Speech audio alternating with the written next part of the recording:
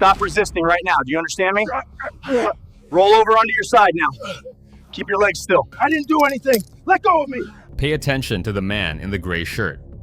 It's 2:47 p.m. on a Saturday afternoon in suburban Columbus, Ohio. The sun is bright. The neighborhood is quiet. Jamal Henderson stands on his own front lawn, watering the flower beds his wife planted that spring. He's been a homeowner here for 3 years. His mortgage is paid on time. His grass is always cut. His neighbors wave when they drive past. Now watch what happens next. 2 patrol cars pull up to the curb. 4 officers emerge. Within 90 seconds, Jamal Henderson will be face down on his own lawn, hands cuffed behind his back, while his neighbors record everything from their windows and porches. The 911 call had come in 18 minutes earlier. A woman's voice, frantic and breathless, reported a black man breaking into a home on Maple Ridge Drive. The dispatcher asked for a description. The caller provided one. Tall, gray shirt, moving around the side of the house. The address she gave was 847 Maple Ridge Drive. Jamal Henderson lived at 847 Maple Ridge Drive. He was watering his own flowers. But this story doesn't end with a simple misunderstanding and apologies all around. What the body cameras and neighbor footage captured that afternoon would expose something far more disturbing. The 911 caller wasn't confused. She wasn't mistaken about the address. She knew exactly whose house it was. Her name was Bryn Caldwell. She lived 4 doors down. And within 72 hours, investigators would uncover a pattern of calls, complaints, and fabricated reports spanning 8 months, all targeting the same man.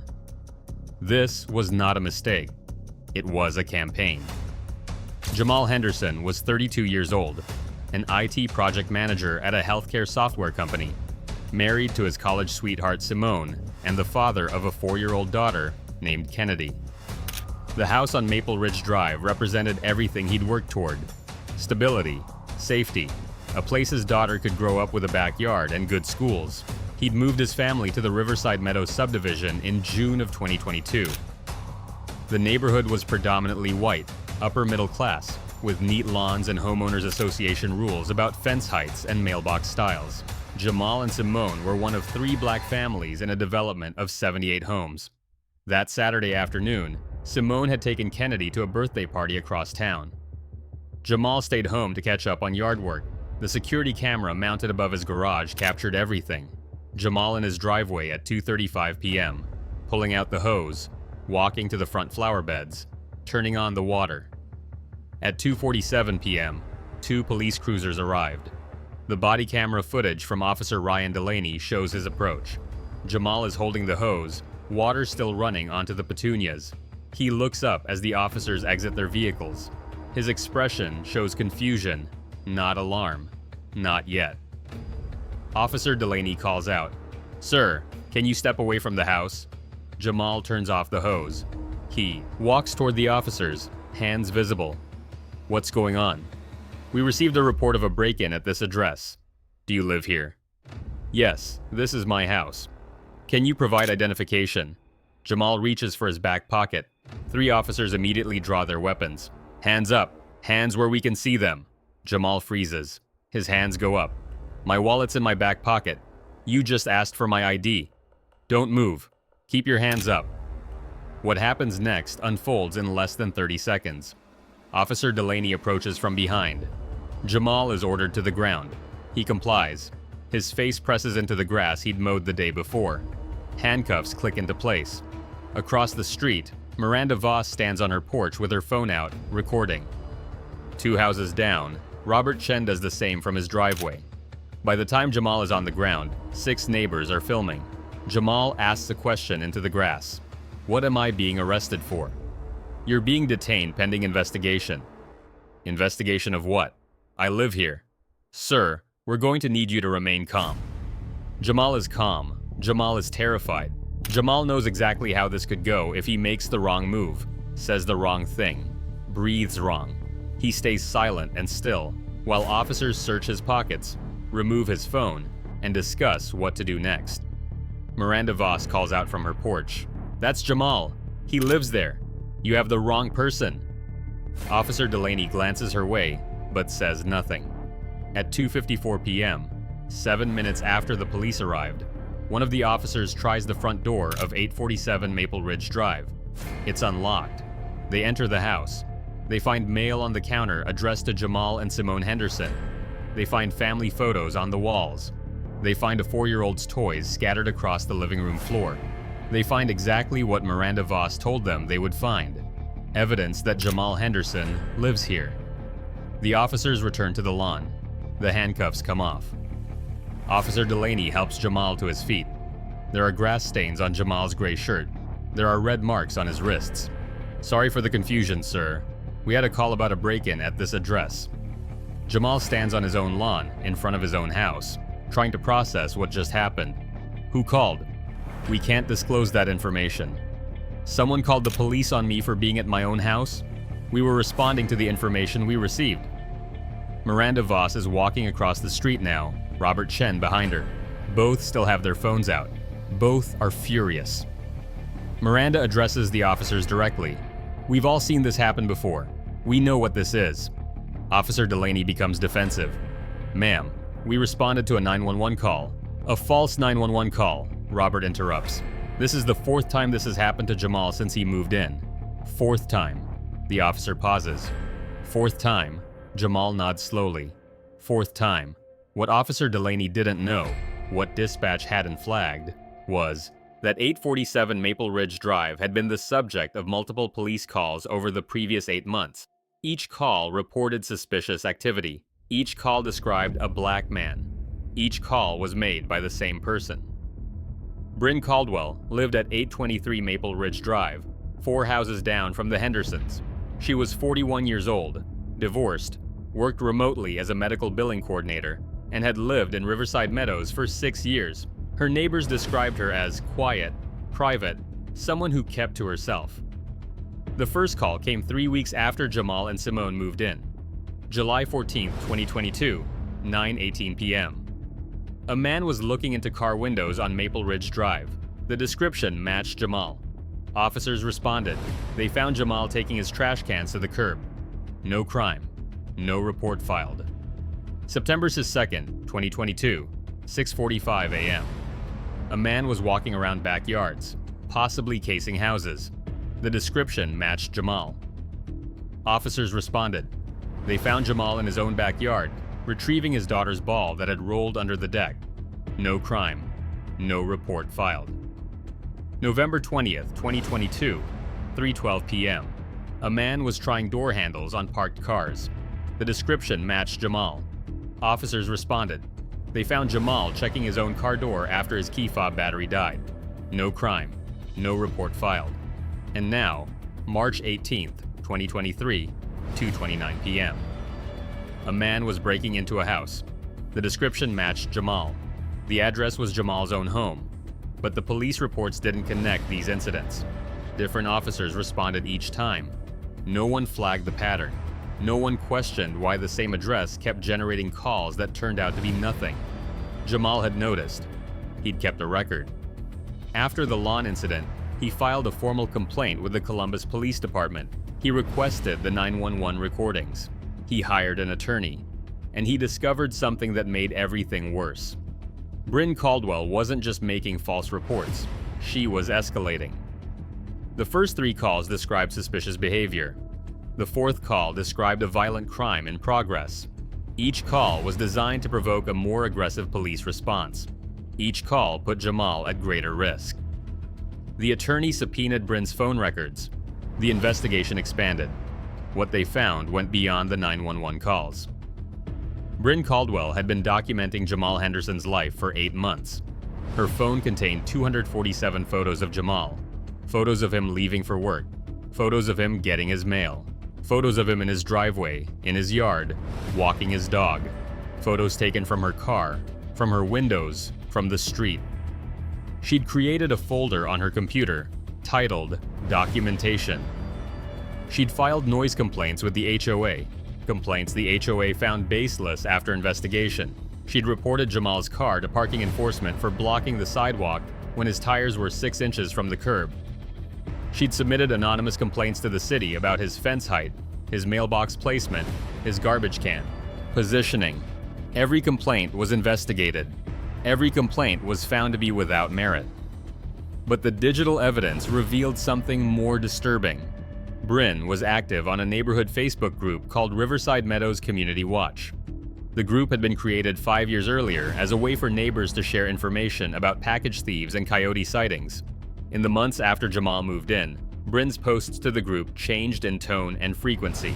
August 2022. Has anyone else noticed increased suspicious activity on Maple Ridge? I've seen unfamiliar people walking around at odd hours. October 2022. Just a reminder to lock your car doors. Property crime is on the rise in our neighborhood. Stay vigilant. January 2023. I don't want to point fingers, but certain people don't respect our community standards. Our property values depend on everyone following the rules. She never mentioned Jamal by name. She didn't have to. The implications were clear to anyone reading between the lines, but it was the private messages that revealed her intent. Forensic analysis of Bryn's laptop uncovered deleted messages to another neighborhood resident, a man named Kyle Brennan, who lived 3 streets over. The messages spanned 6 months. They discussed Jamal's presence in the neighborhood. They used language that left no doubt about the motivation behind Bryn's actions. One message from November 2022 read, "These people don't belong here. They bring down the whole neighborhood. Someone needs to do something." Another from February 2023. "Called the cops again. Maybe if they hassle him enough, he'll move." Kyle Brennan cooperated with investigators. He provided screenshots. He admitted he'd shared some of Bryn's views at first, but grew uncomfortable with her increasingly obsessive focus on the Henderson family. He'd stopped responding to her messages in January. Bryn Caldwell had made it her personal mission to force Jamal Henderson out of his own neighborhood. On April 2nd, 2023, Bryn Caldwell was arrested at her home and charged with 4 counts of filing a false police report, 4 counts of making false accusations, and 1 count of stalking. The evidence was overwhelming. The 911 recordings, the photos, the messages, the documented pattern of harassment. The Columbus Police Department launched an internal review of its response protocols. The question wasn't just about Bryn's actions. It was about why officers had responded to the same address 4 times without recognizing a pattern. Why no one had questioned the validity of the calls. Why a man could be handcuffed on his own lawn despite neighbors vouching for him. The body camera footage from all 4 incidents was released to the public. The videos went viral. They sparked conversations about racial profiling, weaponized 911 calls, and the danger posed by false reports. Civil rights organizations used Jamal's case as an example of how bias manifests in everyday interactions. Jamal and Simone Henderson filed a civil lawsuit against Bryn Caldwell for harassment, emotional distress, and violation of their civil rights. They also sued the HOA for failing to take action despite multiple complaints. The neighborhood Facebook group where Bryn had posted her veiled accusations was shut down entirely. At her arraignment, Bryn Caldwell pleaded not guilty. Her attorney argued she genuinely believed she was reporting suspicious activity and protecting her neighborhood. The prosecutor noted that Bryn's own written messages contradicted this claim. She knew exactly who Jamal was. She knew he lived there. Her calls were not mistakes. They were weapons. The trial began in September 2023. The prosecution's case was built on a foundation of digital evidence and eyewitness testimony. They presented the photos from Bryn's phone, the deleted messages to Kyle Brennan, the HOA complaints, and the 911 recordings. Each piece of evidence showed escalation, intent, and malice. Miranda Voss testified about what she witnessed the day Jamal was detained on his lawn. She described the terror in his eyes. She described her own fear that something worse would happen. She testified that she'd tried to intervene because she knew the situation could become deadly if one officer misinterpreted one movement. Robert Chen testified about the previous incidents. He'd witnessed the September encounter when police questioned Jamal about looking into car windows. He'd watched from his driveway as officers searched Jamal's yard for evidence that didn't exist. Simone Henderson took the stand. She described coming home from the birthday party with Kennedy to find police cars in her driveway and her husband being questioned. She described explaining to her 4-year-old daughter why Daddy had been in handcuffs. She described the fear that had become part of their daily life. Fear that a neighbor was watching, documenting, waiting for another opportunity to call the police. Jamal testified last. He was calm and measured. He explained each incident in detail. He described the psychological toll of being surveilled in his own home. He talked about the moment he realized he couldn't water his flowers, check his car, or retrieve his daughter's toys without wondering if someone was watching, if someone was calling, if today would be the day a nervous officer made a fatal mistake. The defense attempted to portray Bryn as concerned rather than malicious. They argued she had a right to report activity she found suspicious. They claimed she couldn't be held responsible for how police responded to her calls. The prosecution's rebuttal was direct. Bryn Caldwell made 4 false reports knowing they were false. She filed complaints she knew were baseless. She photographed and tracked the man's movements for months. Her concern wasn't for safety. It was about control. It was about making a black family so uncomfortable they would leave. On October 12, 2023, the jury found Bryn Caldwell guilty on all counts. Bryn Caldwell was sentenced to 18 months in jail, 3 years of probation, 200 hours of community service, and mandatory counseling. She was also ordered to pay restitution to the Henderson family and prohibited from contacting them or coming within 500 feet of their property. The civil lawsuit was settled out of court for an undisclosed amount. The HOA implemented new policies requiring investigation and documentation before forwarding complaints to authorities. They mandated bias training for all board members. The Columbus Police Department revised its dispatch protocols. If an address generates multiple calls that result in no criminal activity, dispatchers now flag the pattern and inform responding officers. The department also implemented training on recognizing and de-escalating situations where implicit bias may be influencing the call. Ohio state legislators introduced the False Accusation Accountability Act, which increased penalties for filing false police reports motivated by racial bias and created a civil cause of action for victims. The bill passed in March 2024, but for Jamal and Simone Henderson, the damage couldn't be legislated away.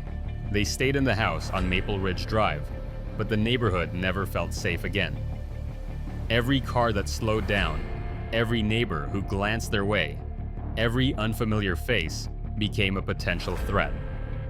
Simone installed additional security cameras. Jamal started recording every time he left the house or worked in the yard. Kennedy, now 6 years old, asks questions her parents wish they didn't have to answer. Why did the police put Daddy on the ground? Why was that woman taking pictures of them? Why did they have to go to court? Miranda Voss and Robert Chen became close friends with the Hendersons. Other neighbors reached out with support, apologies, and solidarity. But the Riverside Meadows Community Watch Facebook group stayed shut down.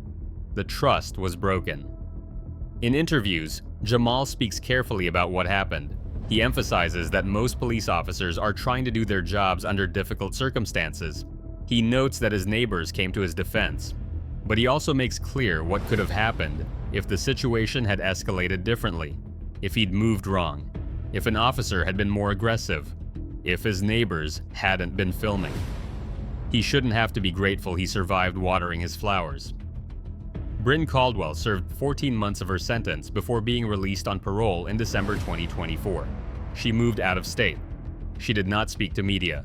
Her attorney issued a brief statement expressing remorse without directly addressing her actions. The body camera footage from March 18, 2023, is now used in police training programs across the country as an example of how bias can influence perception and response. It's shown in community meetings, diversity workshops, and civil rights discussions. The Henderson family's case became a touchstone in conversations about weaponized 911 calls. Calls made not to report crimes but to harass, intimidate, or punish. Similar incidents in other cities gained national attention. Other victims found their voices. Jamal Henderson still lives at 847 Maple Ridge Drive. His grass is still cut. His mortgage is still paid on time. His daughter still plays in the backyard. But he waters his flowers differently now. He stays aware of who's watching. He keeps his phone recording. He moves carefully in his own space. That Saturday afternoon in March taught him something he wishes he didn't have to know. Sometimes you can be guilty of nothing but existing in a place someone else decides you don't belong. The neighbors captured everything. The evidence was undeniable. Justice was served. But Jamal Henderson shouldn't have needed body cameras and eyewitnesses to prove he had a right to water his own lawn.